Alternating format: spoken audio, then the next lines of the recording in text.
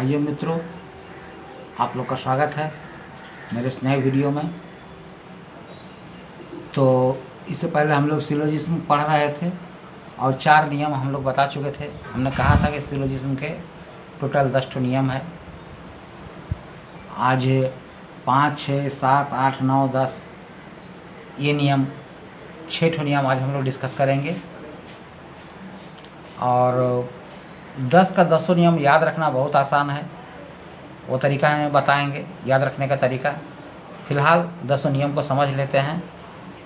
और पहले तो यही कहेंगे, तोते की तरह रटिए।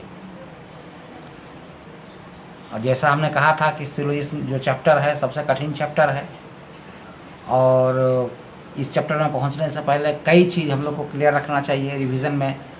जैसे rules for transformation of sentence into proposition चाहिए, डिस्ट्रीब्यूशन टर्म्स चाहिए। मेनली ये 2 चीज़ चाहिए ही। देखते हैं, आइए देखते हैं।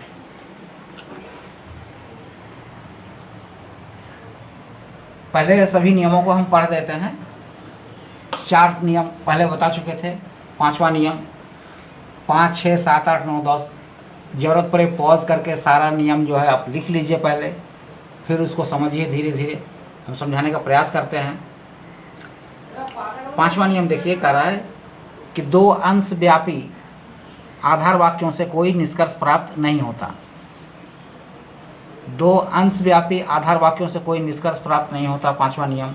6ठा नियम, ये अंश व्यापी की जगह पर निषेधात्मक आ गया से 2 निषेधात्मक आधार वाक्यों से कोई निष्कर्ष प्राप्त नहीं होता।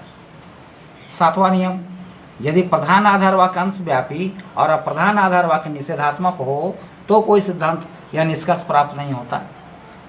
8वां नियम है, यदि एक भी आधार वाक्य अंश व्यापी हो तो निष्कर्ष भी अंश व्यापी होगा। 9वां नियम, यदि एक भी आधार वाक्य निषेधात्मक है तो निष्कर्ष भी निषेधात्मक होगा। 10वां नियम, यदि दोनों ही आधार वाक्य पूर्ण व्यापी और भावात्मक हो तो निष्कर्ष भी पूर्ण व्यापी और भावात्मक होगा। भावात्मक का मतलब समझते हैं हम लोग। भाव का मतलब होना, यानी जिन प्रोपोजिशन में है का उल्लेख हो भावात्मक कहलाता है, नहीं हो अभावात्मक या निषेधात्मक कहलाता है। ठीक ना। देखते हैं यहाँ पर कह रहा है 2 अंश व्यापी। अब अंश व्यापी का क्या मतलब हो गया? अंश व्यापी का मतलब हो गया आई और ओ। 2 अंश व्यापी आधार वाक्यों से कोई निष्कर्ष प्राप्त नहीं होता। इसका मतलब अगर मेजर प्रमाइस आई हो, माइनर प्रमाइस ओ हो, या फिर ऐसा भी हो सकता है ओ और आई। तो 2 अंश व्यापी आधार वाक्यों से ऐसा भी हो सकता है आई, या फिर ऐसा भी हो सकता है ओ। तो ये जो चारों सेट हुए, दोनों अंश व्यापी हुए ना, इनसे कोई निष्कर्ष प्राप्त नहीं होगा, कोई निष्कर्ष नहीं आएगा। कहने का मतलब हुआ कि निष्कर्ष तो हम निकाल सकते हैं, निष्कर्ष आएगा लेकिन शुद्ध नहीं आएगा। यानी कहने का मतलब 2 अंश व्यापी आधार वाक्यों से कोई शुद्ध निष्कर्ष नहीं प्राप्त होता है, उसमें अशुद्धियाँ आ जाते हैं। अशुद्धियाँ का मतलब जो 10 नियम बताया जा रहा है, इन 10 नियम में से कोई ना कोई नियम का वहाँ पर उल्लंघन हो जाता है। ठीक ना। जैसे एक उदाहरण लेते हैं, ये तो देख रहे हैं 6ठा नियम। देखिए 6ठा नियम में आइए। 6ठा नियम करे कि 2 निषेधात्मक आधार वाक्यों से कोई निष्कर्ष नहीं प्राप्त होता है। निषेधात्मक का क्या मतलब हो गया? निषेधात्मक का मतलब हो गया ई अथवा ओ, ये निषेधात्मक कहलाता है। ठीक ना। तो 2 निषेधात्मक से भी कोई सिद्धांत निष्कर्ष नहीं आएगा। मतलब 2 निषेधात्मक का मतलब हो सकता है कि मेजर भी ई और माइनर भी ई, तो कोई कंक्लूजन नहीं आएगा। हो सकता है कि मेजर भी ओ माइनर भी ओ, तो कोई कंक्लूजन नहीं आएगा। अब ऐसा भी हो सकता है कि ई ओ हो या ओ ई हो, तो इन सब सेट से जो है कोई कंक्लूजन नहीं प्राप्त होगा। ठीक ना। क्यों नहीं होगा ये हम अगला दिन बताए थे। अगर दोनों निषेधात्मक हो तो कंक्लूजन नहीं आएगा। क्यों नहीं आता है ना, कहे थे कि मिडिल टर्म अपना काम नहीं कर पाता है। ये अक्सर पूछा जाता है कि 2 निषेधात्मक आधार वाक्यों से कोई निष्कर्ष प्राप्त नहीं होता, क्यों? तो हम लोग कहेंगे कि एक न्याय अनुमान में एक हेतु पद या मध्य पद का काम होता है मेजर टर्म और माइनर टर्म के बीच में एक संबंध स्थापित कर देना। उदाहरण दिए थे हम ऐसे ही बोलकर कि जो शादी में दलाल या घटक का काम होता है वर पक्ष और कन्या पक्ष दोनों को संबंधित कर देना। ऐसे ही लगभग काम बताए थे हम हेतु पद का। मेजर टर्म और माइनर टर्म ये दोनों में संबंध जोड़ता है, मिडिल टर्म बीच में मध्यस्थता काम करता है। अगर दोनों ही निषेधात्मक हो, मेजर प्रोमाइस भी निषेधात्मक में होता क्या है ना, सब्जेक्ट और प्रेडिकेट के रिलेशन को अस्वीकार किया जाता है। जैसे कहा दिया कि नो मैन आर 4 फुटेड, तो 4 फुटेडनेस के साथ मैन का कोई संबंध नहीं है, रिव्यूज किया जा रहा है, यहाँ पर संबंध टूट रहा है यहाँ पर। और जब भावात्मक होता है तो दोनों में रिलेशन बनता है। ऑल मैन आर मॉर्टल, तो मैन के साथ मॉर्टलिटी का संबंध बनता है। तो हम लोग संक्षेप में इतना ही कहेंगे, अगर दोनों ही आधार वाक्य निषेधात्मक हो तो मध्य पद अपना काम नहीं कर सकता, नहीं कर पाता है। मध्य पद का काम होता है मेजर टर्म और माइनर टर्म के बीच में एक रिलेशन जोड़ देना। अब अगर दोनों ही प्रीमाइस निषेधात्मक रहेगा तो मिडिल टर्म के साथ ना तो मेजर का रिलेशन बन पाएगा ना तो माइनर टर्म का रिलेशन बन पाएगा। ऐसे में मिडिल टर्म अपना काम नहीं कर पाएगा, इसलिए कंक्लूजन कुछ नहीं आ पाएगा। ठीक ना। तो जैसा कि देखें हमने दो निषेधात्मक कंक्लूजन नहीं आता, तो इस आधार पर हम लोग ये देख रहे हैं कि दोनों ओ है, दोनों ओ से कंक्लूजन नहीं आएगा। ये तो मेरा समझ में आ गया कि दोनों ओ होने के चलते निषेध कंक्लूजन नहीं आया। अब अगर मान लिया कि दोनों ही आई रहेगा, दोनों आई प्रोपोजिशन रहेगा, तो क्या गलती होगा ना, आई में सब्जेक्ट और प्रेडिकेट कोई डिस्ट्रीब्यूट नहीं होता है, यहाँ भी आई है तो सब्जेक्ट में डिस्ट्रीब्यूट नहीं होगा, कोई डिस्ट्रीब्यूट नहीं होगा। ऐसे में सिलोजिज्म का तीसरा नियम है कि मिडिल टर्म को एक बार डिस्ट्रीब्यूट होना पड़ेगा, तो मिडिल टर्म डिस्ट्रीब्यूट नहीं हो पाएगा, और डिस्ट्रीब्यूट नहीं होगा तो फिर से अनडिस्ट्रीब्यूटेड मिडिल टर्म हो जाएगा उसमें। ठीक ना। तो दोनों ही प्रमाइस अगर आई प्रोपोजिशन रहेगा तो मिडिल टर्म अपना काम नहीं कर पाएगा, मिडिल टर्म डिस्ट्रीब्यूट नहीं हो पाएगा। दोनों नेगेटिव रहने से मिडिल टर्म अपना काम नहीं कर पाएगा।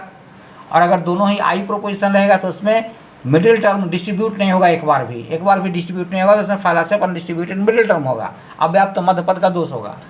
अब आ जाता है ये दोनों सेट आई और ओ और आई, यहाँ से कंक्लूजन हम ले तो सकते हैं। तो अगर कंक्लूजन लेना चाहते हैं तो कौन प्रोपोजिशन हो सकता है, देखिए आगे चलकर हमको एक नियम में कह रहा है कि यदि एक भी आधार वाक्य अंशव्यापी हो तो निष्कर्ष भी अंशव्यापी होगा, यदि एक भी आधार वाक्य निषेधात्मक हो तो निष्कर्ष भी निषेधात्मक होगा। यहाँ पर गौर करें हम लोग कि यहाँ एक अंशव्यापी है, ये निषेधात्मक है। ठीक ना। एक आई है एक ओ है, तो कंक्लूजन अगर हम लेना चाहें तो कौन प्रोपोजिशन ले सकते हैं, ए नहीं ले सकते, क्योंकि ए तो अफर्मेटिव है। यहाँ पर एक तो नेगेटिव मिल गया है तो हम ए नहीं ले सकते, ई नहीं ले सकते। ई क्यों नहीं ले सकते ना, ई जो है ये यूनिवर्सल है, यहाँ पर दोनों पर्टिकुलर है, ये दोनों कह रहा है कि पर्टिकुलर लो पर्टिकुलर लो। ठीक ना। तो पर्टिकुलर हम लेने के लिए बाध्य हैं, तो इसलिए ए और ई तो हो नहीं सकता। अब बच जाता है आई और ओ, तो आई नहीं हो पाएगा क्योंकि एक नेगेटिव भी है, और एक भी प्रवास अगर नेगेटिव हुआ तो कंक्लूजन नेगेटिव हो जाएगा। ऐसे में ए नहीं हो सकता, ई नहीं हो सकता, आई नहीं हो सकता। अब केवल बच जाते हैं मेरे पास ओ। अगर ओ कंक्लूजन के रूप में हम लेते हैं तो इसका जो है कंक्लूजन का प्रेडिकेट टर्म जो है वो डिस्ट्रीब्यूट हो पाएगा। प्रेडिकेट का मतलब हो गया तुम्हारा मेजर टर्म, आपका मेजर टर्म। तो मेजर टर्म अगर डिस्ट्रीब्यूट हो रहा है तो मेजर प्रोमाइस में डिस्ट्रीब्यूट इसको होना पड़ेगा। अब यहाँ रहे मेजर टर्म या यहाँ रहे कोई फर्क नहीं पड़ता, आई होने के चलते कोई डिस्ट्रीब्यूट नहीं हो पाएगा, तो उसमें फालासी ऑफ इलिसिट मेजर टर्म हो जाएगा, क्योंकि कंक्लूजन ओ होने के चलते इसका प्रेडिकेट टर्म डिस्ट्रीब्यूट हो रहा है। तो डिस्ट्रीब्यूट होने का मौका इसको मेजर प्रोमाइस में भी देना पड़ेगा।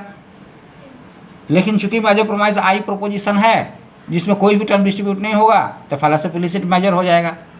अब आते हैं ओ और आई से अगर कंक्लूजन लेना चाहे तो वहाँ भी हमको ओ ही लेना पड़ेगा। अगर ओ लेते हैं तो यहाँ पर मेजर टर्म मेरा डिस्ट्रीब्यूट हो रहा है। अब मेजर प्रोमाइस में अगर इसको डिस्ट्रीब्यूट होने का मौका देंगे तो हमको यहाँ पर पी बैठाएंगे, यहाँ पी बैठेगा तो यहाँ पर एम बैठेगा, यहाँ पर एम बैठेगा तो डिस्ट्रीब्यूट नहीं हो पाएगा। ओ का प्रेडिकेट डिस्ट्रीब्यूट होता है, सब्जेक्ट नहीं होता है। ये आई प्रोपोजिशन है, आई का कोई भी टर्म डिस्ट्रीब्यूट नहीं होगा, यानी मिडिल टर्म यहाँ रहे कहीं भी रहे, माइनर प्रोमाइस तो डिस्ट्रीब्यूट होने का सवाल ही नहीं उठता है। मेजर प्रोमाइस में अगर हम मिडिल टर्म को बैठने डिस्ट्रीब्यूट होने का मौका देते हैं, उसको अगर प्रेडिकेट में बैठाते हैं तो मिडिल टर्म तो डिस्ट्रीब्यूट हो जाएगा, लेकिन मेजर टर्म डिस्ट्रीब्यूट नहीं हो पाएगा।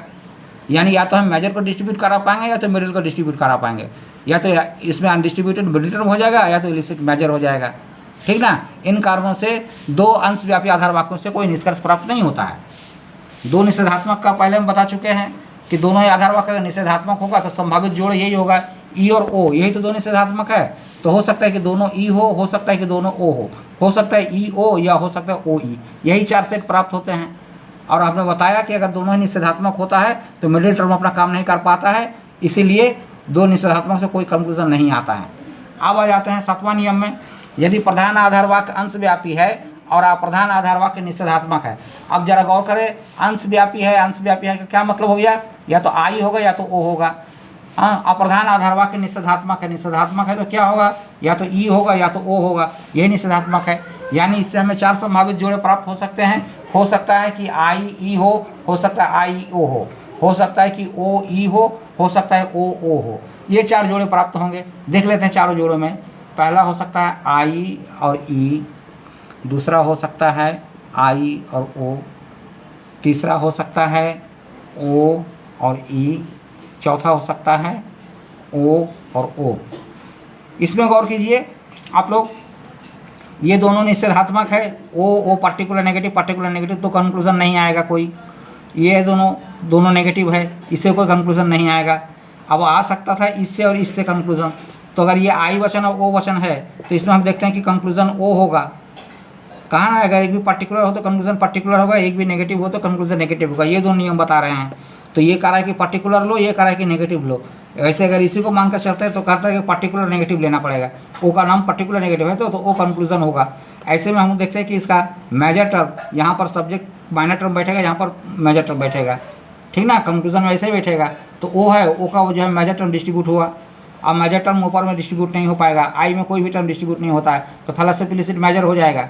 आई और ई से अगर आते हैं इसमें, तो इसमें भी देखते हैं ये कह रहा है कि पर्टिकुलर प्रोपोजिशन लेना चाहिए कंक्लूजन, और ये कह रहा है नेगेटिव लेना चाहिए। यानी यहाँ भी हम बन जाते हैं ओ प्रोपोजिशन कंक्लूजन लेने के लिए, और वो अगर कंक्लूजन होगा तो इसमें भी वही गलती आ जाएगा।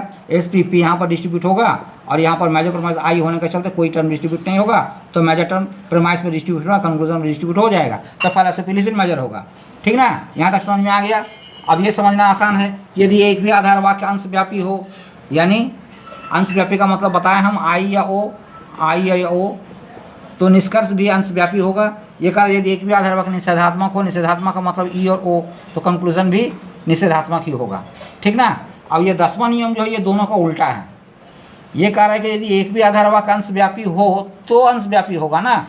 अगर एक भी आधार वाक्य अंशव्यापी नहीं है, यानी दोनों का दोनों आधार वाक्य पूर्णव्यापी है, तो निष्कर्ष हमें पूर्णव्यापी होना चाहिए। देखिए, यदि दोनों ही आधार वाक्य पूर्णव्यापी तो निष्कर्ष भी पूर्णव्यापी होगा, और अगर भावात्मक है तो निष्कर्ष भी भावात्मक होगा। ठीक ना। ये दोनों नियम का ठीक उलट के वाला ये नियम बना है।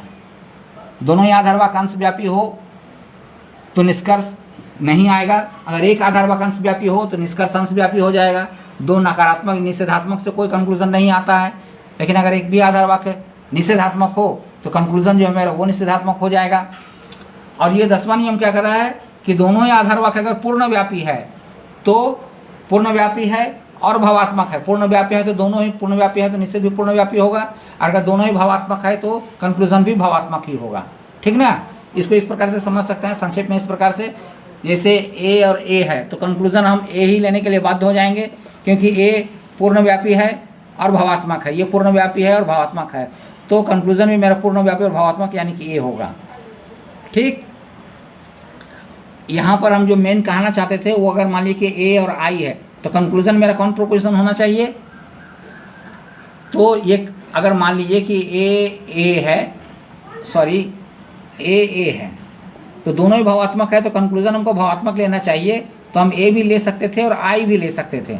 यहाँ पर यही कह रहा है कि ए ही लेना चाहिए, आई नहीं होना चाहिए। लेकिन आगे चलकर हम लोग देखेंगे कि कुछ वैलिड मूड्स हैं, जिन वैलिड मूड्स में हम देखते हैं कि ए से आई कंक्लूजन आता है, वो वैलिड हो जाता है। लेकिन 10वां नियम को अगर हम मानकर चलते हैं तो वो इनवैलिड होगा।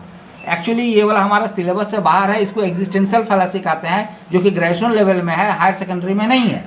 हायर सेकेंडरी के अनुसार जितने वैलिड नाम हमको मिलेगा एचएस में जाकर, एचएस में जितने वैलिड नाम मिलते हैं 19 वैलिड नाम मिलते हैं हमको, और हायर सेकेंडरी में जाकर 4 उसमें से हट जाते हैं, क्योंकि उसमें एग्जिस्टेंशियल फैलेसी हो जाता है। ये वहाँ पर बात ध्यान में रखकर, उस बात को ध्यान में रखकर ये नियम यहाँ पर लगाया गया है। ठीक ना। आगे चलकर हम ये तो समझा दिए हैं 10 नियम। अब कुछ बातें हैं इसके अलावा भी। इन 10 नियम याद करने के बाद हम बच्चों को ऐसे याद कराते हैं, ज़रा गौर कीजिएगा मेरा उंगलियों पर। ठीक ना। इसको इसी प्रकार से याद रख लेना है अच्छा तरह। पहले उतार लीजिए ठीक से देख देख कर, फिर हम 10 नियम को याद रखने का तरीका बताते हैं।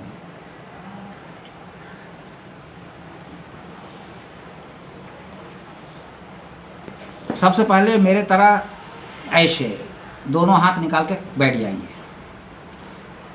हमारे पास 10 उंगलियां हैं, सिलोजिज्म का 10 नियम है। अगर एक एक उंगलियों के सहारे एक एक नियम को हम याद कर लेते हैं, इससे आसान और कुछ नहीं हो सकता, हम वैसा ही करेंगे, ठीक ना। देखिए पहले लेकिन रट लीजिए तो याद रखना मुश्किल है, याद करना कठिन है, इसलिए पहले याद कर लीजिए और याद करने के बाद उसको याद रखने का तरीका हम बता सकते हैं, और याद कैसे कीजिएगा वो आपका अपना तरीका है, ठीक ना। देखिए गौर कीजिए, पहला नियम हमने 10 नियम है, तो चलिए यहाँ से शुरू करते हैं। ये है आपको पहला नियम, प्रत्येक न्यायानुमान में 3 तर्क वाक्य होता है। तीनों तर्क वाक्यों का नाम बताइए। तीनों तर्क वाक्यों में मेजर प्रमाइज, माइनर प्रमाइज या कंक्लूजन कहलाता है, ठीक ना। दूसरा है ये, दूसरा नियम बताता है कि प्रत्येक न्यायानुमान में 3 पद होना चाहिए। तीनों पदों का नाम क्या है? मेजर टर्म, माइनर टर्म और मिडिल टर्म। क्या क्या बताया हमने? मेजर टर्म, माइनर टर्म और मिडिल टर्म। लास्ट में मिडिल टर्म बोला, इस मिडिल टर्म को याद रखिए। ये मिडिल टर्म बोलना भी है, देखिए मिडिल फिंगर आ गया, बीच वाला उंगली है ना, ये मिडिल फिंगर मिडिल टर्म से संबंधित है। क्या कर रहा है कि मिडिल टर्म को कम से कम एक बार अवश्य प्राप्त होना चाहिए, ठीक है। 3 फिर से बोल रहे हैं, प्रत्येक न्यायानुमान में 3 वचन होना चाहिए, major premise, minor premise, conclusion. प्रत्येक न्यायानुमान में 3 पद होना चाहिए, मेजर टर्म, माइनर टर्म और मिडिल टर्म। मिडिल टर्म से संबंधित ये नियम है, क्या कर रहा है? Middle term must be distributed at least once within the premises. मध्य पद को कम से कम दोनों आधार वाक्यों में एक बार अवश्य व्याप्त होनी चाहिए, ठीक है। ये 3 नियम हो गया। अब मिडिल टर्म से संबंधित हमने बताया, तो दो टर्म अभी पड़े हुए हैं, मेजर टर्म और माइनर टर्म। उससे संबंधित मेरा ये वाला नियम है, क्या कर रहा है? whether it is major or it is minor should not be distributed in the conclusion without being distributed in the premises। कहने का मतलब क्या हुआ कि या तो मध्य पद को एक बार व्याप्त होना है, ठीक है, मध्य पद वाला खत्म। अब आता है मेजर टर्म और माइनर टर्म, तो मेजर टर्म हो या माइनर टर्म हो, प्रेमाइस में डिस्ट्रीब्यूट हुए बिना कंक्लूजन में डिस्ट्रीब्यूट नहीं होगा। ये मेरा चौथा नियम, ठीक ना। 4 नियम हो गया। पहला 3 प्रेमाइस, दूसरा में 3 टर्म, तीनों टर्म में major term, minor term, middle term. तो मिडिल टर्म से संबंधित मिडिल फिंगर क्या कर रहा है कि मिडिल टर्म को एक बार डिस्ट्रीब्यूट होना पड़ेगा, ठीक है। अब मिडिल टर्म के बारे में बता दिया, तो बाकी 2 टर्म पढ़ा था मेजर और माइनर, उसके बारे में बता रहा है कि मेजर हो या माइनर हो, प्रेमाइस में डिस्ट्रीब्यूट हुए ना कंक्लूजन में डिस्ट्रीब्यूट नहीं होगा। ये हो गया। अब आते हैं, देखिए गौर कीजिए, यहाँ पर 4 नियम मेरा हो गया, बाकी 6 पड़ा हुआ है। ये दोनों मोटा मोटा है ना, इन दोनों के बारे में कहा गया है कि अगर दोनों पर्टिकुलर हो तो कंक्लूजन नहीं आएगा, दोनों नेगेटिव हो तो कंक्लूजन नहीं आएगा। 2 ढुके हुए इसलिए मोटा है, ठीक ना। दोनों आधार वाक्य अगर पर्टिकुलर हो तो कंक्लूजन नहीं आएगा, पर्टिकुलर मतलब आई और ओ। और ये कह रहा है दोनों नेगेटिव हो तो कोई कंक्लूजन नहीं आएगा, ठीक ना। समझ में आ रहा है? दोनों पर्टिकुलर हो तो कंक्लूजन नहीं आएगा, दोनों नेगेटिव हो तो कंक्लूजन नहीं आएगा। 2 ढुका हुआ इसलिए ये मोटा है, ठीक। एक्चुअली हम लोग इसके बाद जितने भी नियम है, ये 6 नियम हम याद रख सकते हैं। ओ वचन का याद रखें, ओ वचन। ओ वचन का क्या नाम है बोलिए, पूरा नाम बोलिए। ओ वचन का नाम है पर्टिकुलर नेगेटिव। टर्म को ध्यान दीजिए, पर्टिकुलर नेगेटिव। पर्टिकुलर ये कह रहा है 2 पर्टिकुलर से कंक्लूजन नहीं आएगा, ये कह रहा है नेगेटिव, 2 नेगेटिव से कंक्लूजन नहीं आएगा। ओ वचन का नाम क्या है? Particular negative. अगर हम ओ वचन को ध्यान में रखें तो बाकी 6 नियम हम आराम से ध्यान में रख सकते हैं, ठीक ना। ओ वचन का नाम है पर्टिकुलर नेगेटिव, तो 2 पर्टिकुलर से कंक्लूजन नहीं आता, ये 2 नेगेटिव से कंक्लूजन नहीं आता। हो गया, कितने नियम हो गए? 6 हो गए। अब बच जाते हैं 4, ठीक ना। यहाँ पर 2 ढुक गया था ना, अब यहाँ से एक निकाल लेंगे, ये 2 नियम में एक निकाल लेंगे। ये कह रहा है कि एक भी पर्टिकुलर, ये 2 पर्टिकुलर से कंक्लूजन नहीं आता। ये कहेगा अगर एक भी पर्टिकुलर हो तो कंक्लूजन पर्टिकुलर हो जाएगा। इसमें 2 नेगेटिव ढुका हुआ था, 2 नेगेटिव से कंक्लूजन नहीं आता है। और ये कहेगा अगर एक भी नेगेटिव हो तो कंक्लूजन नेगेटिव हो जाएगा। Am I clear? यहाँ तक हो गया। अब बच जाते हैं ये 2 है ना। इसमें क्या कर रहा है? देखिए कह रहे थे कि 2 अंश व्यापी से कोई निष्कर्ष नहीं आता, ये कह रहा है कि 2 निषेधात्मक से निष्कर्ष नहीं आता। अब इन दोनों को जोड़ कर ये वाला, यदि प्रधान आधार वाक्य अंश व्यापी हो, है ना, ये अंश व्यापी के बारे में ये बता रहा था, निषेधात्मक के बारे में ये बता रहा था, अंश व्यापी और निषेधात्मक। और इसके बाद वाला जो नियम है ये दोनों एक साथ जोड़ दिया, देखिए अंश व्यापी और ये निषेधात्मक। तो यदि प्रधान आधार वाक्य अंश व्यापी हो और अप्रधान आधार वाक्य निषेधात्मक हो तो कोई कंक्लूजन नहीं आता, ये कहेगा इसका बाद वाला। सॉरी, ये कह रहा है कि 2 निषेधात्मक से कंक्लूजन नहीं आता, ये कह रहा है 2 अंश व्यापी से नहीं आता, ये 2 निषेधात्मक से नहीं आता। अब ये कह रहा है यदि मेजर प्रोमाइस अंश व्यापी है, ये अंश व्यापी, और ये माइनर प्रोमाइज अगर निषेधात्मक है तो कोई कंक्लूजन नहीं आता। ठीक है, अब ये दो ठो जो नियम है ये दोनों यहाँ पर हम लोग कहे थे जो छवो नियम को, अब छवो को ओ प्रोपोजिशन याद रखने से याद रहेगा। तो ये पर्टिकुलर, दो पर्टिकुलर से कंक्लूजन नहीं आता, ये कह रहा है नेगेटिव से नहीं आता है, ये कह रहा है कि अगर मेजर प्रोमाइज पर्टिकुलर हो माइनर प्रोमाइज नेगेटिव हो तो कोई कंक्लूजन नहीं आता है, ये कह रहा है कि दोनों में से अगर एक भी प्रोमाइज, ये यहाँ पर दो ढुका हुआ इसलिए मोटा मोटा था, ये कह रहा था दो पर्टिकुलर से कंक्लूजन नहीं आता, ये कहेगा कि अगर एक भी पर्टिकुलर हो तो कंक्लूजन पर्टिकुलर हो जाएगा, ये कहेगा इसके ठीक यहाँ पर दो ढुका था नेगेटिव, तो अगर एक भी नेगेटिव हो तो कंक्लूजन नेगेटिव हो जाएगा। और ये लास्ट वाला है ये दोनों का उल्टा है, ये कह रहा है कि अगर अरे भाई दोनों पर्टिकुलर होगा तो कंक्लूजन नहीं आएगा, एक भी अगर पर्टिकुलर तो कंक्लूजन पर्टिकुलर हो जाएगा, ये कह रहा है अगर दोनों यूनिवर्सल अगर रह जाए तो कंक्लूजन यूनिवर्सल होगा, और अगर दोनों अफर्मेटिव हो तो कंक्लूजन अफर्मेटिव होगा। ओ प्रोपोजिशन का नाम है पर्टिकुलर और नेगेटिव। ठीक है, और ये देखिए बाकी सारे जो ओ के सारे हमने याद रखा, पर्टिकुलर नेगेटिव, ये दो पर्टिकुलर से कंक्लूजन नहीं आएगा, दो नेगेटिव से कंक्लूजन नहीं आएगा, अगर मेजर प्रोमाइज पर्टिकुलर तो कंक्लूजन नहीं आएगा, ये कह रहा है कि अगर एक भी पर्टिकुलर हो तो कंक्लूजन नहीं आएगा, ये कह रहा है एक भी नेगेटिव हो तो कंक्लूजन नहीं आएगा, ये ठीक इन दोनों का उल्टा है, ये कह रहा है कि दोनों पूर्णव्यापी हो तो कंक्लूजन पूर्णव्यापी होगा, ये कह रहा है कि दोनों भावात्मक हो तो कंक्लूजन भावात्मक होगा। ठीक है, इस प्रकार याद पहले रखना पड़ेगा, लेकिन अब अगर ये 10 नियम याद है तो फिर हम आगे इसका टेस्टिंग करेंगे, कैसे अप्लाई करते हैं वो हम बताएंगे। ये शायद ही किसी किताब में दिया गया है, इस चीज़ की बात को समझना जरूरी है, ये दिया गया है लेकिन आगे जो बताने जा रहे हैं वो नहीं दिया गया है। ठीक ना, थैंक यू। देखिए कह रहे थे कि दो अंश व्यापी से कोई निष्कर्ष नहीं आता, ये कह रहे हैं कि दो निषेधात्मक से निष्कर्ष नहीं आता। अब इन दोनों को जोड़ कर ये वाला, यदि प्रधान आधार वाक्य अंश व्यापी हो, है ना, ये अंश व्यापी के बारे में ये बता रहा था, निषेधात्मक के बारे में ये बता रहा था, अंश व्यापी और निषेधात्मक, और इसके बाद वाला जो नियम है ये दोनों एक साथ जोड़ दिया। देखिए अंश व्यापी और ये निषेधात्मक, तो यदि प्रधान आधार वाक्य अंश व्यापी हो और अप्रधान आधार वाक्य निषेधात्मक हो तो कोई कंक्लूजन नहीं आता, ये कहेगा इसका बाद वाला, सॉरी ये कह रहा है कि दो निषेधात्मक से कंक्लूजन नहीं आता, ये कह रहा है दो अंश व्यापी से नहीं आता, ये दो निषेधात्मक से नहीं आता। अब ये कह रहा है यदि मेजर प्रोमाइज अंश व्यापी है, ये अंश व्यापी, और ये माइनर प्रोमाइज अगर निषेधात्मक है तो कोई कंक्लूजन नहीं आता। ठीक है, अब ये दो ठो जो नियम है ये दोनों यहाँ पर हम लोग कहे थे जो छवो नियम को, अब छवो को ओ प्रोपोजिशन याद रखने से याद रहेगा। तो ये पर्टिकुलर, दो पर्टिकुलर से कंक्लूजन नहीं आता, ये कह रहा है नेगेटिव से नहीं आता है, ये कह रहा है कि अगर मेजर प्रोमाइज पर्टिकुलर हो माइनर प्रोमाइज नेगेटिव हो तो कोई कंक्लूजन नहीं आता है, ये कह रहा है कि दोनों में से अगर एक भी प्रोमाइज, ये यहाँ पर दो ढुका हुआ इसलिए मोटा मोटा था, ये कह रहा था दो पर्टिकुलर से कंक्लूजन नहीं आता, ये कहेगा कि अगर एक भी पर्टिकुलर हो तो कंक्लूजन पर्टिकुलर हो जाएगा, ये कहेगा इसके ठीक यहाँ पर दो ढुका था नेगेटिव, तो अगर एक भी नेगेटिव हो तो कंक्लूजन नेगेटिव हो जाएगा। और ये लास्ट वाला है ये दोनों का उल्टा है, ये कह रहा है कि अगर अरे भाई दोनों पर्टिकुलर होगा तो कंक्लूजन नहीं आएगा, एक भी अगर पर्टिकुलर तो कंक्लूजन पर्टिकुलर हो जाएगा, ये कह रहा है अगर दोनों यूनिवर्सल अगर रह जाए तो कंक्लूजन यूनिवर्सल होगा, और अगर दोनों अफर्मेटिव हो तो कंक्लूजन अफर्मेटिव होगा। ओ प्रोपोजिशन का नाम है पर्टिकुलर और नेगेटिव।